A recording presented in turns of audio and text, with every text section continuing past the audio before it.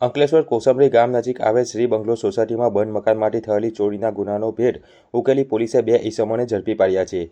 LCB પોલીસની પૂછપરછ દરમિયાન કાચના લોકો પર મુક્કા મારી તોડી નાખી કાર્યમાં અડચણ ઊભી કરતા પોલીસ ફરિયાદ દર્જ કરાવી હતી। અંકલેશ્વરના કોસંબરી નજીક શ્રી બંગલો સોસાયટીના મકાન નંબર 71માં રહેતા સંજય કૃપાલ યાદવ પોતાના પરિવાર સાથે ધર્મક્રિયા માટે વતન ગયા હતા અને મકાન બંધ હતું। આ દરમિયાન તસ્કરોએ મકાનના મુખ્ય દરવાજાનો નકુચો તોડી અંદર પ્રવેશ કરી સોના ચાંદીના આશરે 90,000ના ઘરેણા ચોરી કરી ફરાર થઈ ગયા હતા।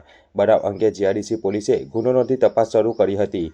ચોરીના મામલામાં કાપોદ્રા ગામની અયોધ્યાપુરમ સોસાયટીમાં રહેતો જસબિંદરસિંહ સોનુસિંહ અને જસપાલસિંહ સંડોવાયેલા છે જેવી બાતમીના ભરૂચ એલસીબીએ બંને ઈસમોને ઝડપી પાડી બંને ભાઈઓને અંકલેશ્વર એલસીબી ઓફિસ ખાતે પૂછપરછ માટે લાવ્યા હતા।